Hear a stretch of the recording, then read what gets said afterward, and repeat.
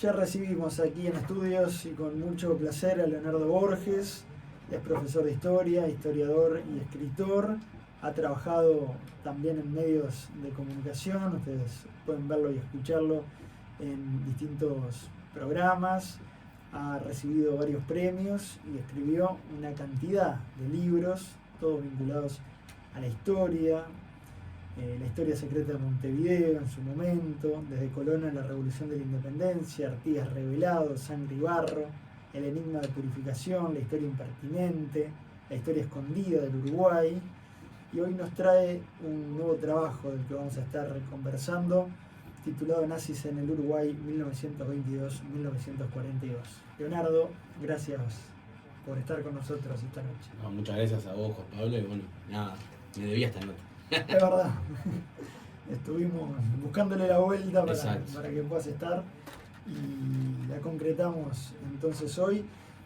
Sos muy joven, pero ya tenés una trayectoria importante con muchas publicaciones, también vinculada a la divulgación histórica. ¿Cómo comienza tu pasión por la historia? Primero que nada, viste que ser joven o ser viejo es una concepción bastante subjetiva, porque yo siempre pienso, yo tengo 42 años en realidad. José Pedro Varela murió con 34 y fíjate todo lo que hizo con 34 años, ¿no? Entonces a veces es una concepción para el Uruguay, digamos, ¿viste? Para el Uruguay sí puede ser que uno sea joven, o tal vez empecé muy joven, ¿viste? Yo arranqué, mi primer libro lo publiqué en el 2005, era muy joven, gracias a Carlos Maggi, que fue uno de mis maestros.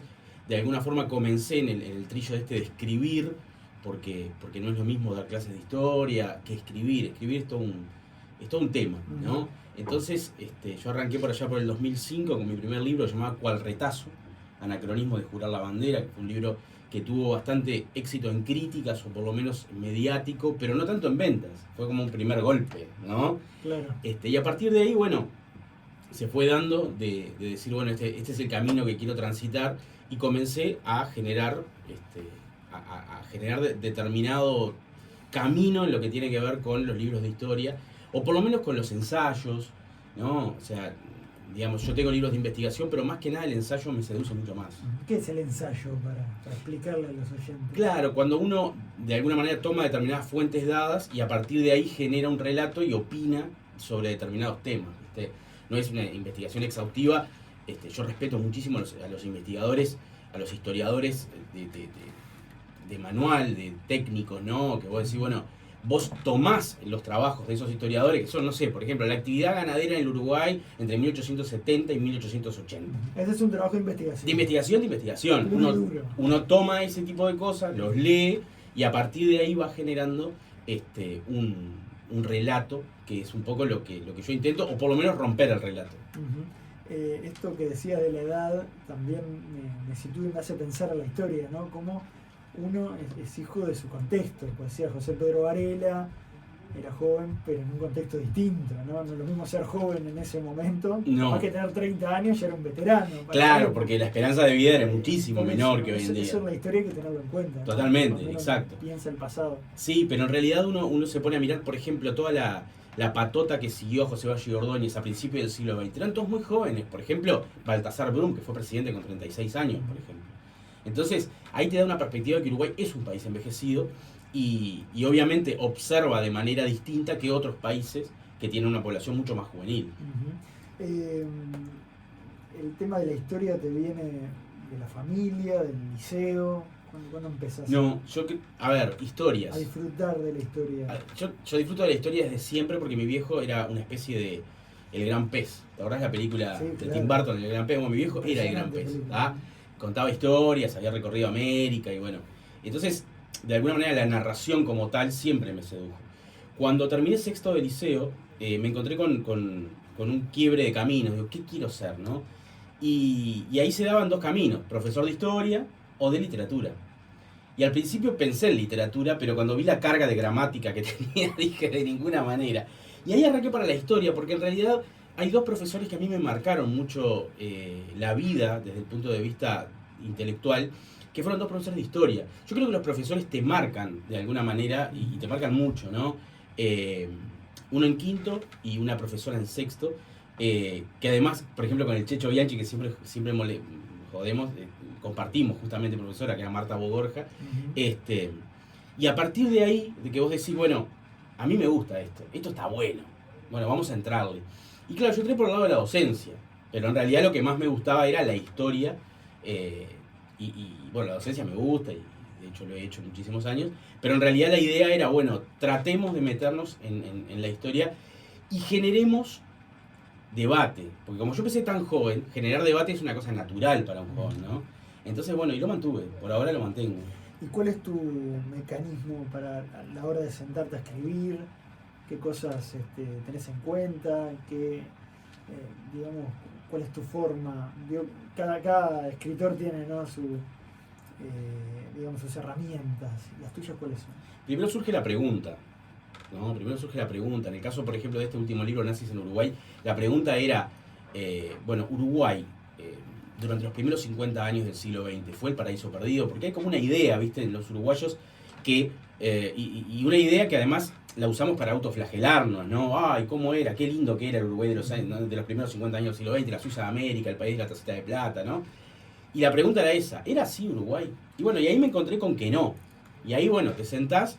Y claro, apareció la beta de lo que fue el terrismo, que es la base de este libro, y lo que fue de alguna manera la incidencia de las ideas del fascismo, del nazismo y del franquismo en Uruguay. Y bueno, ahí me senté. Y ahí encontré un montón no, pues no hay tantos, pero por lo menos 3 o 4 libros uruguayos que yo cito. Yo hay una cosa que hago es citar, o sea, porque me parece que es importante reivindicar a aquellos que trabajaron antes que uno. De la idea y las preguntas vas a investigarlo, que ya está escrito. Exacto, vas a informarte. Vas a los documentos. No, primero informarte, a leer a colegas, y a partir de ahí uno dice, bueno, se abren un montón de caminos, ¿no?, que tienen que ver con preguntas. Siempre son preguntas. Yo creo que la historia es una máquina de hacer preguntas mucho más que un artefacto que las responde. Es más, es eso, ¿no? Entonces se abren un montón de preguntas y ahí vas a buscar documentos, exacto. Pero también los documentos te los abren otros colegas, ¿no?, que trabajaron en determinados documentos, capaz que uno los lee y los de distinto. Bueno, pero esto que me decís cambia también la concepción del oyente, del lector, que quiere respuesta, ¿no? Claro. Va a comprar el libro porque quiere... No, la idea es generar la pregunta. Punto, claro, porque digamos que detrás de las preguntas siempre hay más preguntas, ¿no? Entonces, cuando uno espera la respuesta de todo, uno lo que está esperando es como una historia total. Y no existe la historia total. Porque si existiera la historia total y absoluta, nosotros solamente agregaríamos capítulos a un libro ya existente. Y nosotros, por ejemplo, ya no leemos HD, ¿no?, Hermano Damasceno, que era el manual de historia de otra época. Ya no lo leemos. ¿Por qué? Porque en realidad las preguntas que se hacía Hermano Damasceno son distintas a las que nos hacemos nosotros. Y obviamente llegás a resultados distintos. Por eso avanza la historia y avanza de alguna manera la historiografía también, ¿no? Entonces, justamente por ahí va el tema. Igual a mí me gusta leer mucho clásicos. Yo leo mucho los clásicos, porque me enseñaron hace mucho tiempo que nosotros somos piojos sobre la cabeza del enano que está sobre los hombros del gigante. ¿Viste? Parafraseando aquella frase del monje cisterciense Bernardo de Claraval del siglo XIII, que decía, somos, hablando de los antiguos, ¿no?, de los filósofos, de Aristóteles y de Platón, somos enanos sobre los hombros del gigante. Entonces, cuando uno es un piojo en la cabeza del enano sobre los hombros del gigante, uno no es más grande que ellos, pero puede ver más allá, parándose sobre ellos. Claro, con esa perspectiva histórica. ¿Y cuáles son los clásicos uruguayos? Y los clásicos uruguayos siempre son los mismos, ¿no? Son Eduardo Acevedo, Pibel Devoto, Bauzá, Héctor Miranda, depende del tema, ¿no? Claro, algunas bases están entonces, no es que uno no, viene a reformular todo. Sin duda. Queda poco elegante, pero un profe decía, son la mamadera, como del bebé, ¿viste? Vos tenés que tenerlo, tenés que saberlo. Después pirá, después andá por otros lados. Cuestionalo. Pero son los tipos que leyeron los documentos hasta el hartazgo, ¿tá? Hicieron un trabajo minucioso, ¿no? Entonces uno se para sobre ello y dice, bueno, a partir de acá nosotros vamos a hacer otras preguntas y vamos a llegar a otras respuestas, pero siempre basándonos en ellos. Y después en la parte de la escritura en sí mismo, ¿cuánto tiempo te lleva, por ejemplo? Y en general, ¿Qué método usas? 6 meses me lleva, más o menos. ¿Una dedicación diaria de...? Y yo trabajo todos los días en la mañana. A mí me gusta trabajar de mañana, no me gusta trabajar de noche, porque de noche estoy cansado. Hay gente que trabaja de noche. A mí me gusta de mañana, por ejemplo, levantarte a las 6 de la mañana, cuando todo el mundo está durmiendo, está todo tranqui, 5 de la mañana, y ahí trabajás 2 horas y rendís lo que no rendís al mediodía o en la tarde o en la noche. Interesante. Vamos a ingresar en el tema del libro. Nazis en el Uruguay. Tú algo ya adelantabas respecto a ese Uruguay de la década del 20 y del 30. Del 30 y 40. El libro arranca en el 22 y termina en el 42. ¿Y cómo era ese Uruguay? Primero, decirte que la periodización no es caprichosa. En realidad el libro iba a ser del 22 hasta la actualidad. Pero claro, yo me encontré con que era demasiado jugoso este periodo y quise cortar acá y dije, bueno, después viene el otro, después vendrá lo demás. Pero acá me parece importante porque ¿qué pasa? En los años 30 el Uruguay, no el Uruguay, el mundo, ¿tá? Después de la Primera Guerra Mundial, comienza un viraje hacia la derecha de la política. ¿Tá? Ese viraje hacia la derecha de la política, que lo marca Eric Hobsbawm en muchos países, se da también en Uruguay. Lo que pasa es que en Uruguay nosotros tratamos de olvidar algunas cosas, ¿no? Porque como en la vida, las personas también olvidan determinadas cosas, es un mecanismo de defensa. Las naciones, cuando construyen su identidad, olvidan algunas cosas. Y entonces, esas cosas que olvidan, el terrismo, por ejemplo. El terrismo queda como ahí, medio aplastado entre el vallismo. Sí, pasó algo ahí en el medio, estuvo Herrera metido, qué sé yo, pero no es algo que nosotros tengamos presente, como si lo tenemos el vallismo o como tenemos el neovallismo de Luis Valle Verdes. Queda un hueco. Queda un hueco. Ahí. Y ese hueco habla de nosotros mismos. Fue una derechización de la política uruguaya que llevó a que se desarrollara un Partido Nacional Socialista Uruguayo, fundado en 1931, 2 años antes que Hitler fuera elegido canciller, no es poca cosa. Que ese Partido Nacional Socialista tuviera un diario, el Centinela Alemán, ¿tá? Que los partidos fundacionales también comenzaron a generar en su ala más derechista, digamos, partidos filofascistas o sectores filofascistas dentro de los partidos fundacionales. Empezó a generar que Terra, como presidente, recordemos que Terra fue presidente constitucional, después da un golpe de Estado en el 33, hace una constitución, llama a una constituyente, hace una constitución en el 34, llama a elecciones y gana, nuevamente. ¿Tá? Ese Uruguay era un Uruguay en el cual el vallismo no se presenta a las elecciones, ni tampoco los nacionalistas independientes, los del diario El País. ¿Tá? Vos fijate, imagínate... Era más progresista. Exacto, en aquel momento. Vos fijate, imagínate un país en el cual el sector más grande de un partido no se presenta a las elecciones y el sector, entre comillas, progresista del otro partido tampoco. Una constitución que era la constitución del 34, que se le llamó la constitución de los bomberos, porque el golpe de Terra se da en la calle Magallanes, en el cuartel de bomberos. Una constitución que tenía un senado del medio y medio. ¿Qué quería decir el senado del medio y medio? Que se le daban 15 senadores al partido, al sector más votado, del partido más votado, y 15 senadores al perseguidor. Entonces quedó conformado con 15 terristas y 15 herreristas, porque Luis Alberto de Herrera fue, de alguna manera, un aliado de Terra en todo esto. Y no lo digo yo, agarren el libro y van a ver frases de Eduardo Víctor Aedo, que era mano derecha de Herrera, o del mismo Herrera, hablando de la Revolución de Marzo, el espíritu de marzo por el golpe, que fue el 31 de marzo. Entonces, de alguna forma, ese Uruguay, ¿tá? Es un Uruguay en el cual pasa otra cosa interesante, y es que muchos partidos de izquierda entran al Parlamento porque quedó un vacío. El vallismo dejó un vacío tan grande que entraron, ¿no? Y ahí estaba Emilio Frugoni, estaban los comunistas. ¿Y no se presentan por qué? No se presentan porque no están de acuerdo con la constitución de Terra. O sea, no están de acuerdo con ese corte. Terra que proviene del vallismo. Es una cosa rarísima. Terra proviene del vallismo, pero cuando uno lee, por ejemplo, a Raúl Jacob y a Gerardo Caetano, que tiene un libro que se llama El nacimiento del terrismo, ahí uno encuentra de que Valle Ordóñez era muy receloso de Terra. No lo quería dejar ascender dentro del sector. No le tenía confianza. Pero claro, la muerte de Valle Ordóñez en 1929 genera un quiebre. Y es que quedan acéfalos de liderazgo.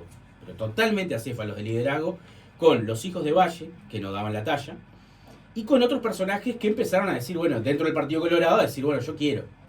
Uno de ellos es Manini Ríos, por ejemplo, que tenía su sector de los riveristas, que quiere la presidencia. No la consigue, pero la tranza, la negocia, intenta.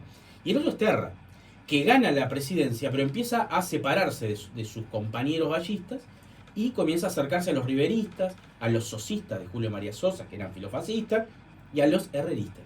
Y ahí es como se configura el mapa político de aquel Uruguay, en el cual hay una grieta. Yo en el libro hablo del Uruguay de la grieta, utilizando el término que los argentinos utilizan para la actualidad y lo bastardearon bastante, pero en aquel momento yo creo que había realmente una grieta y no era partidaria.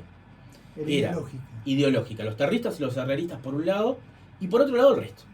Sobre todo los gallistas. Sí, ahora Leo, una cosa es ser de derecha o tener una posición conservadora, y otra cosa es ser nazista o fascista, ¿no? Entonces, ¿cómo se cataloga, digamos, a todos estos personajes y estos Excelente. partidos? Es una muy buena pregunta. Para no mezclar, ¿no? Es una muy buena pregunta porque tenemos que dejar claro una cosa. Todos en el mismo lodo. Claro.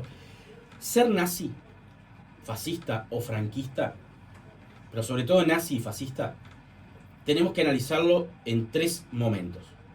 Ser nazi antes de la Segunda Guerra Mundial es una cosa, durante la Segunda Guerra Mundial es otra, y después de la Segunda Guerra Mundial es otra.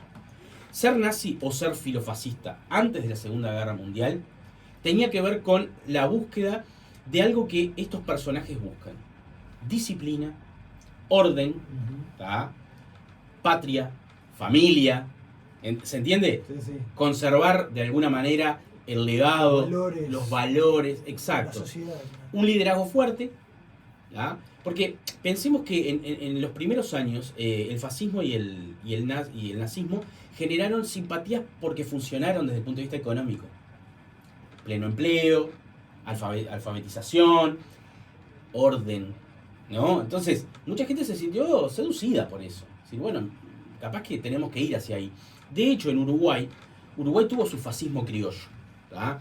Que estaba liderado por un señor llamado Adolfo Agorio, que en aquel momento era un tipo brillante, era de los intelectuales más brillantes, que empezó en el liberalismo y dio el vuelco, y se volvió antidemocrático, ¿tá? Pero él planteaba un fascismo criollo, o sea, no sumarse al nazismo ni al fascismo, sino un nazismo criollo muy influenciado por lo que estaba pasando en Brasil, porque también no podemos desembarazarnos de lo que pasaba en la región. Brasil tenía un grupo político que eran los integralistas, que básicamente eran fascistas, que tenían inclusive sus camisas verdes. No eran camisas negras ni camisas pardas, eran camisas verdes, ¿tá? Si bien igual esos integralistas no tenían el aditamento antisemita que va a tener Uruguay. En Uruguay, durante esta época que plantea el libro, hubo antisemitismo. ¿Hay antisemitismo? Sí, existió antisemitismo, pero no solo antisemitismo por, cito ejemplos, bombas de alquitrán contra el centro israelita, o listas de empresarios judíos para no comprarles, grafiteadas en la calle, que después había grupos que entregaban panfletos donde decían esos, por ejemplo, no compren a los judíos, o los judíos son peores que la sandía con vino y cosas así. Y lo digo así porque esto fue denunciado por Emilio Frugoni. Está la denuncia de Emilio Frugoni en el Parlamento diciendo, me llegó esto, ¿qué está pasando en Uruguay? Eso por un lado. Pero por otro lado, el gobierno de Terra, como gobierno, comenzó a tratar de frenar la llegada de inmigrantes judíos que escapaban de una Europa que se volvía cada vez más violenta. Y esto no es un juicio de valor que hago yo. En aquel momento, el embajador inglés en Uruguay, que era famoso, Eugene Millington Drake, eleva un informe a Inglaterra contando esto y diciendo que a él le genera cierta cosa lo que está pasando en Uruguay porque hay como un salto antisemita en el país. O sea que en aquella época, ¿tá?, ya se veía o se observaba con cierto temor o cierto requemor decir, bueno, hay cosas que están pasando en Uruguay que nos hablan de antisemitismo. Es difícil, contar eso es difícil, sí. Mucha gente no dice, no, Uruguay no. Cuesta digerir, sí. Quizás. Terra, ¿qué política se aplica concretamente en ese periodo? Mira, con respecto a los nazis, bueno, políticas hay cosas positivas, ¿no? Hay cosas positivas que genera Terra, obviamente. Uruguay se encontraba en crisis, recordemos, ¿tá? Pero con respecto al nazismo particularmente, tenemos por un lado la creación de la represa del Rincón del Bonete. Bueno, esto tiene mucho vínculo también con Alemania. Total, porque ¿qué pasa? Terra decide, desde el punto de vista diplomático, optar por Alemania e Italia para hacer negocios, ¿tá? Y obviamente optar por ellos significó, por ejemplo, romper con la Unión Soviética. Uruguay rompe relaciones con la Unión Soviética. Muchos dicen que ahí Terra estuvo influenciado por Brasil, ¿tá? Pero rompe con la Unión Soviética y opta por hacer negocios con Italia y Francia, Italia y Alemania, sobre todo con Alemania en lo que tiene que ver con la represa de Rincón del Bonete, que se hace con dineros alemanes, la empresa Siemens, y el arreglo entre Siemens y Terra, y el gobierno de Terra, fue un arreglo entre el gobierno uruguayo y el gobierno alemán. Inclusive, y yo lo cito en el libro, en un momento se plantea pagar parte de lo que se debía con productos, por ejemplo, con ganado. ¿Tá? O sea, básicamente vos no vas a pagar con ganado una empresa. Eso tiene que ver entre estados. Básicamente es un arreglo entre estados. Y es lo que hace. De hecho, cuando se pone la piedra fundamental de Rincón del Bonete, es famoso el telegrama que le manda Hitler felicitándolo y la respuesta de Terra, que Terra no estuvo el día que se puso la piedra fundamental que decía represa, presidente Terra. No es poco eso. Habla también de un personalismo por parte de Gabriel Terra. Claro. No es el único elemento, digamos, que asocia a ese periodo con Alemania. Antes de pasar a otros ejemplos, ayer en la represa se pueden ver objetos nazis. Sí, ¿verdad? La represa, primero vamos a contar todo, ¿no? Terra, desde mucho antes de ser presidente, venía con la idea de la represa. ¿Tá? De hecho, se hicieron estudios, Víctor Sudriers fue de alguna manera el que comenzó los estudios para generar una represa hidroeléctrica, que era algo que Uruguay necesitaba. ¿Tá? ¿Qué es lo que sucede cuando él toma el poder de forma dictatorial? Lo que hace es, saca la comisión que había una comisión hidroeléctrica, y pone a Víctor Sudriers como director. ¿Se entiende? Saca la comisión interpartidaria y pone a un director. Y ahí es donde comienza el proceso de búsqueda de capitales, ¿no? Cuando se termina de arreglar con Siemens, ¿tá? Vienen a Uruguay para construir la represa ingenieros alemanes y trabajadores también alemanes. Y esto genera la creación de un pueblo al lado de la represa, que es donde de alguna manera donde vivían, fueron años de construcción de la represa, y ahí se hizo una escuela. ¿Tá? Es famosa la anécdota de Franklin Morales, que además de periodista deportivo era un tipo sabio, que él vivía en la zona y contaba de que había una bandera nazi en la escuela. Pero no solo había una bandera nazi en la escuela, sino que en el salón de clases estaba la imagen de Varela y al lado la de Hitler. Esto no lo cuento yo, esto lo cuentan los diputados y senadores en la comisión parlamentaria que se hizo sobre este tema. Hay un diputado particularmente que está horrorizado con eso. Hay otros que no están horrorizados.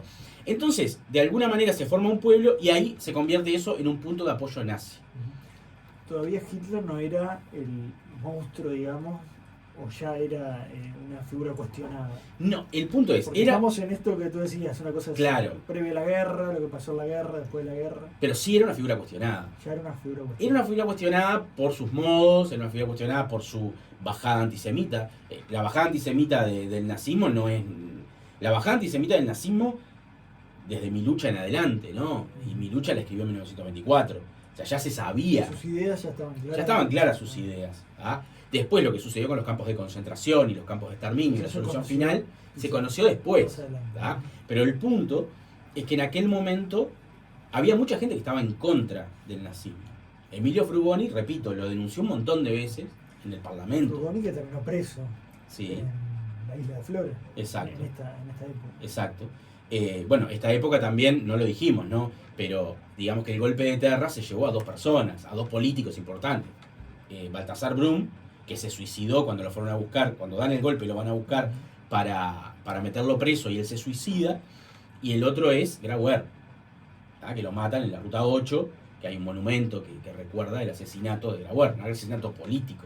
O sea, estamos hablando de palabras mayores, no de todo morigerado porque somos uruguayos y es todo tranquilo. No, asesinatos políticos. Tiempos convulsionados.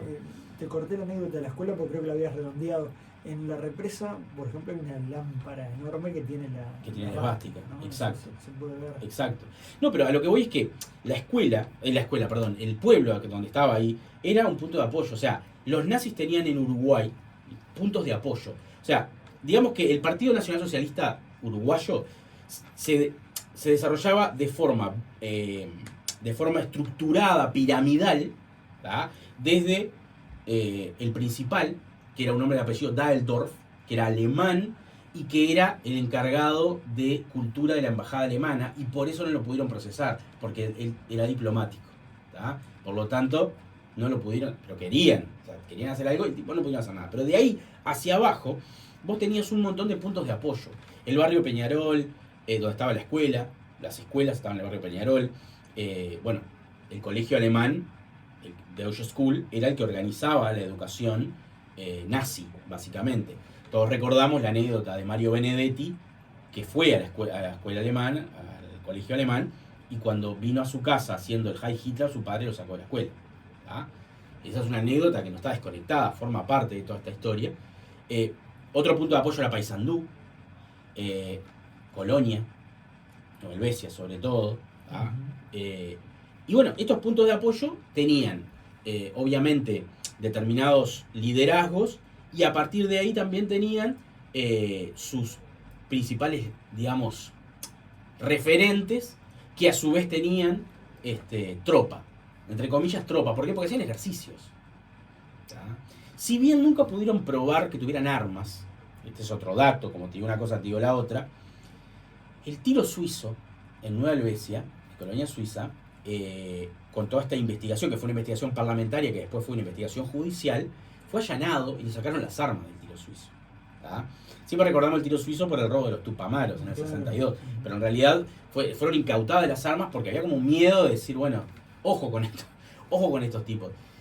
Y de hecho, de toda esta estructura de poder que tenía el partido nazi en el Uruguay, cuando se hace la investigación parlamentaria y después la investigación judicial, hay allanamientos y encuentran en la finca de Fuhrmann, Arnold Fuhrmann, encuentran un plan para invadir Uruguay, que fue la frutilla de la torta. ¿No? Un plan para invadir Uruguay. Un plan para invadir Uruguay y convertirlo en una colonia campesina de Alemania. ¿Esa invasión era desde Brasil? Esa invasión tenía apoyo de Brasil y de Argentina, o sea, de grupos nazi brasileños y argentinos.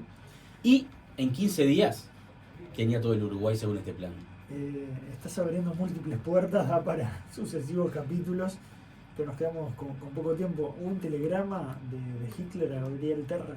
Cuando se funda la... A ver, la relación de Terra y Hitler y de Terra y Mussolini es directa. ¿Tá?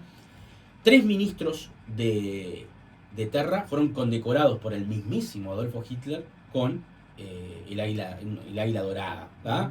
O sea, y uno de ellos, César Charlone, dio un discurso junto con Hitler. Previo, ¿no? Había un montón que discursaban, aquellos, digo, lo deben saber todos, o sea, el totalitarismo utiliza discursos largos, ¿tá? Y jornadas largas para cansar a la gente, ¿no? 8 horas, ¿tá? Muchísimos políticos totalitarios lo utilizaron. O sea que 3 fueron condecorados por Hitler, o sea, había una relación.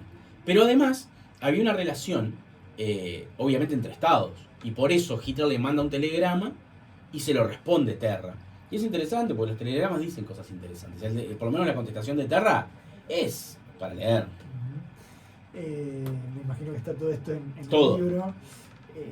Una vez finalizada la guerra, sabemos que a Sudamérica llegaron múltiples nazis, ¿no? ¿Y Uruguay? Bueno, Uruguay comienza un proceso de cambio de eje ideológico y diplomático a partir de lo que fue el golpe bueno de Valdomir, año 42, cuando Valdomir, que era cuñado de Terra lo colocó ahí, pero en el 42 da un golpe llamado el golpe bueno, ¿tá? En el cual cambia la constitución y vuelven los ballistas, y vuelven al poder, porque José Amézaga va a ser el presidente. Ahí empieza un viraje, ¿tá? En el cual obviamente se cambió todo. Ya ahora, todo el mundo que tuviera apellido italiano o alemán ya era visto de forma extraña. Y Uruguay obviamente toma el camino de Gran Bretaña, comienza a mirar a Gran Bretaña y comienza a dejar de lado a Alemania, y por eso se da ese envión en contra de Herrera, porque Herrera había formado parte del gobierno anterior y lo acusan de nazi, cosa que Herrera no era. Era filofascista, sí, pero no nazi, ¿tá? Entonces, ahí hay un viraje en el Uruguay. Por eso, de alguna manera, cuando termina la guerra, para muchos criminales de guerra venir a Uruguay ya no era algo... Ir a Argentina era distinto. Pero sí anduvieron por acá, eso no está en el libro porque viene después. Se casó Mengele, en Colonia Suiza. En Paysandú tenías un criminal de guerra nazi. Y, bueno, lo más impactante es el asesinato de un presunto criminal de guerra nazi, que era Herbert Kukurz, un letón, en Shangri-La, que fue asesinado en el 68 por el Mossad. ellos por lo menos se sacaron cartel de que lo habían matado, lo metieron en un baúl, llamaron a la policía no les creyó y llamaron a los diarios y lo encontraron como 15 días después, el cadáver. Pero eso es fuerte, ¿no? Es decir, bueno, y ahí se abren muchas preguntas, eso vendrá en el tomo 2, ¿no? Muchas preguntas de, bueno, la primera es ¿por qué no lo mataron?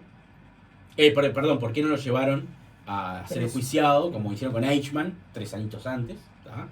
Y lo otro es que se plantea, se dice, y esto es obviamente una hipótesis, una habladuría, etcétera. Yo lo hablé con Amodio Pérez, él me lo negó rotundamente, que hay gente que dice que Amodio Pérez estuvo involucrado y manejó el auto que llegó al Mossad a Shangri-La.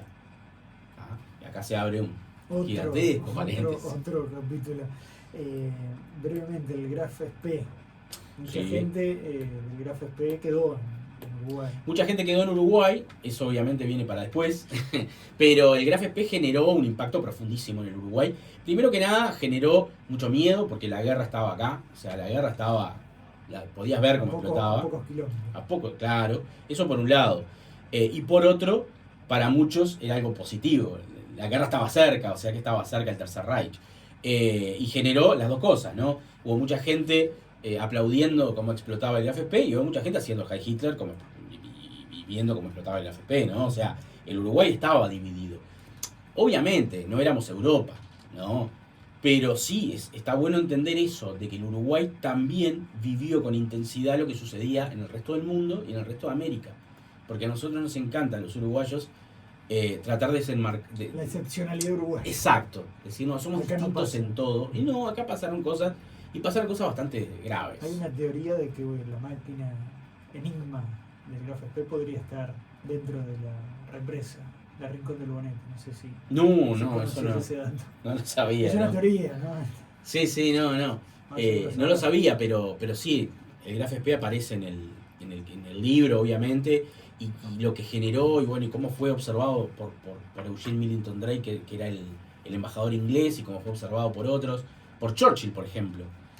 Churchill estaba muy contento, porque en aquel momento Churchill no era primer ministro, en aquel momento era ministro de Guerra y Marina de Inglaterra, que tiene un nombre más pomposo, almirante, pero era ministro de Guerra y Marina, y habló muy contento de lo que fue la derrota del Graf Spee. Hay múltiples mensajes, te quiero leer alguno. Simplemente en el cierre me dejaste pensando respecto a Luis Alberto Herrera, ¿no? Una figura muy compleja de nuestra política, con muchas facetas. Un hombre que se sometió a las urnas múltiples veces, la mayoría perdieron prácticamente en todas hasta el año 58. ¿Por qué decís que era filofascista? Lean el libro, el último capítulo del libro es una pregunta. ¿Herrera era nazi? Es una pregunta. La pregunta se responde fácil. No era nazi, pero sí tenía un pensamiento filofascista en aquella época. Era muy cercano al franquismo y tiene palabras absolutamente elogiosas para con Hitler y para con Mussolini. No lo digo yo, aparece ahí. Inclusive, su nieto, Luis Alberto Lacalle Herrera, el expresidente Herrera, también, en el año 62, en su libro Trafoguero, habló maravillas sobre Franco. Es cierto, dice aquí, Mengele incluso se casó con su propio nombre verdadero. Eso es un tema increíble. Vino con su nombre. No, increíble. ¿No? Porque vos decís, sí, todos se cambiaban el nombre, ¿no? Era una cosa, ¿no? Con su nombre. En Colonia hay varias colectividades alemanas, dicen por aquí. Buenas noches, en el Museo de la UTE, hay una tarjeta de parte de Hitler de felicitación por la represa del Bonete. El Uruguay de aquel tiempo era ridículo, todos se movían como Chaplin, dice por aquí. Tengo entendido que Baltasar Brum tenía 33 años. Bueno, algunos de los mensajes que llegan, estamos ya en el cierre del programa. Quiero agradecerte, Leo, por aquí, gracias profesor, gracias Juan Pablo. Le hace una pregunta sobre otro tema que voy a trasladar ahora a Leo. Saludos a Leo, nos dicen por aquí, gran escritor, necesarios sus libros, nos abren la cabeza. Esto lo firma Valeria de Maldonado. Gracias, Leonardo Borges, muchas gracias por acompañarnos esta noche. Nazis en el Uruguay, está en todas las librerías. En todas las librerías, están todos culminados. Hasta la próxima. Hasta la próxima.